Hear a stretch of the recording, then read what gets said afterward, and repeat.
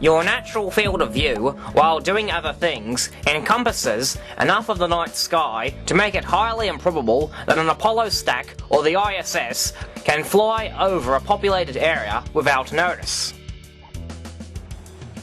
Although Stone now seems to stick with Windley's claim that Apollo would have been easily seen, there still appears to be conflict with their statements. As we just demonstrated, Phantom Wolf claimed that residents in New Zealand mistook the International Space Station for a UFO. Stone had previously stated that Apollo wouldn't have been described as a UFO if seen from the ground. At that time, David Greer had also stated that if the object seen was actually a satellite in orbit, it wouldn't have caused Michael Dubois to knock on a complete stranger's door and ask whether or not they believed in flying saucers. But on January 14th, 2008, Windley claimed, "The ISS is a frequent source of UFO reports." Not only was satellite hunting a popular activity in 1969, but UFO hunting was too.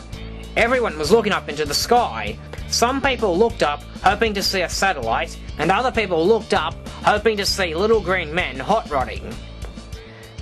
So, if the International Space Station in Earth orbit, as well as the satellites of 1969, can easily be mistook for a UFO, why not an Apollo capsule in Earth orbit?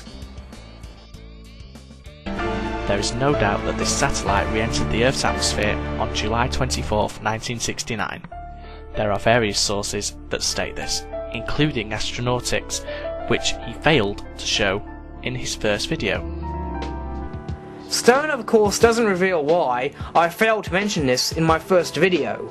As stated in Cats and Elephants, the July 24th date for Proton 4 was listed under decay date instead of re-entry. Before we conclude this debate, whilst finding my newest newspaper clippings, I discovered something quite unusual. The Australian newspapers, printed on November 18th, stated that the Russians had launched the Proton 4 on the day before. The time difference between Sydney and Moscow is approximately 7 hours, which would make November 17th the launch date. If the USSR launched Proton 4 on November 17th, 1968, why do all the websites and also the papers identifying it as the light flying over Australia state that it was launched on November 16th? The million-dollar question still remains. Given that the Russians openly announced the launch and gave the orbital data for Proton 4, how did it manage to re-enter the atmosphere without being identified by any of the world's observatories? Why did its decay come as a surprise when they had allegedly been tracking it the whole time?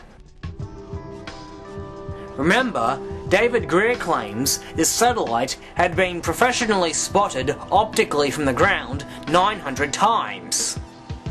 If the world astronomers can truly be that incompetent to lose a well-tracked satellite for a month, then what good can we expect them to be in finding an Earth-orbiting Apollo craft?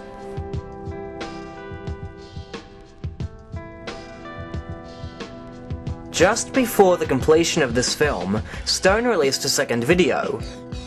This one focused on Apollo 13's trajectory, which was discussed previously in MoonFaker Exhibit C. The mission was for all intents and purposes a successful failure.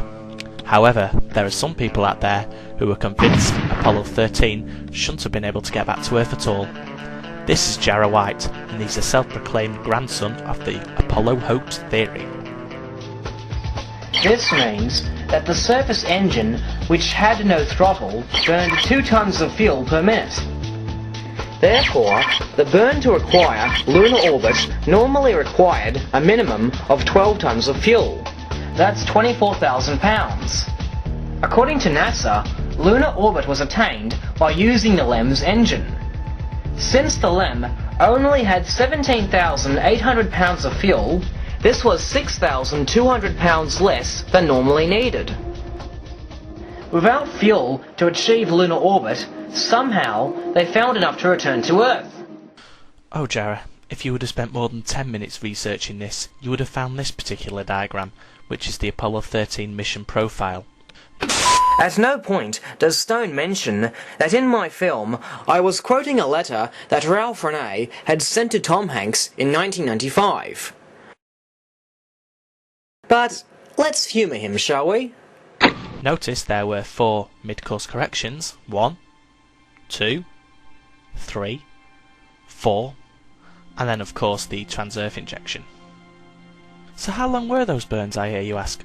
Well, let's find out. It's not that hard to check. This information is available all over the internet, Jarrah. Try telling that to Ralph Renee, who does not use the internet. The first mid-course correction was performed using the service propulsion engine for 3.5 seconds. The second mid-course correction burnt the descent engine on the lunar module for 34.2 seconds. The trans-Earth injection used the LM descent engine, and this burn was for 4 minutes and 23.8 seconds. As we learned from Aldrin, the trans-Earth injection requires the service module's engine to fire for 2.5 minutes. This sucks up 5 tons of the service module's fuel. According to Encyclopedia Astronautica, the SPS engine has a pressure of 22,000 pounds of thrust. And remember too, that this engine cannot be throttled down to a lower pressure. You can only switch it on or off, like a light switch. It is commonly known that the LEM's descent engine produces a maximum pressure of 10,000 pounds of thrust. Because this engine produces less than half the amount of thrust produced by that of the service module, the descent engine therefore burns only 1 ton of fuel per minute, at most. Going with what Stone tells us, if the LEM burnt its descent engine for 4 minutes and 23.8 seconds, its engine consumed about 4.24 tons of fuel. We know that the LEM carried about 9 tons of fuel. Although this engine could indeed spare 4.24 tons of fuel, there is still a problem: the total machine weight. The 2.5 minute burn that Aldrin speaks of is for returning just the CSM. To save weight, and with no further use, the LEM is abandoned before the TEI burn commences. In Harry Hurt's book, Jim Lovell is quoted as saying, "We have to continue on with about 400,000 pounds of unburned fuel plus all the mass it had otherwise." Renee suspects that Lovell meant 40,000 pounds of unburnt fuel, as 400,000 is well outside the Saturn V's lifting capacity. The fact remains, given all the excess mass, it would logically have required more than 5 tons of fuel for Apollo 13's trans-Earth injection burn. Renee suspects that more than twice as much would have been needed. The LEM didn't even have twice as much.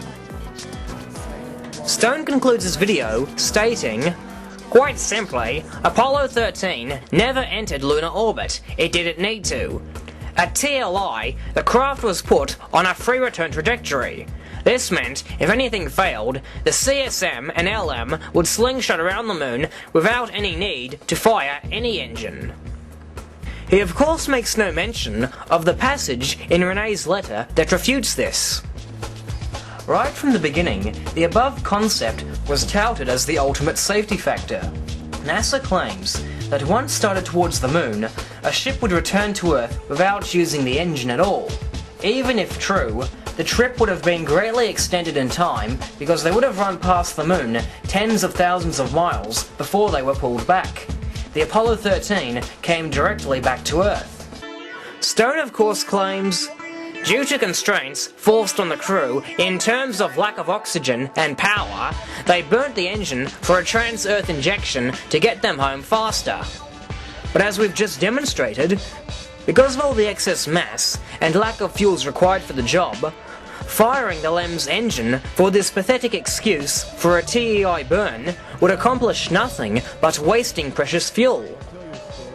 Curiously, in the same book we just looked at, Jim Lovell is quoted by Harry Hurt again. The first burn would slingshot the spacecraft around the backside. The second and more critical burn was the trans-Earth injection, or TEI, which would blast the spacecraft towards home.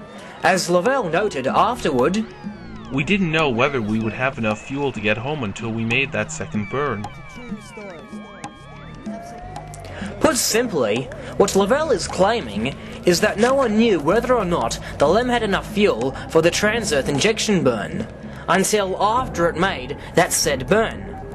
Ironically, this would come as one of the only times that liar Lovell ever told the truth. NASA was unsure Aquarius could return the Apollo 13 to Earth because it didn't carry enough fuel to return both craft.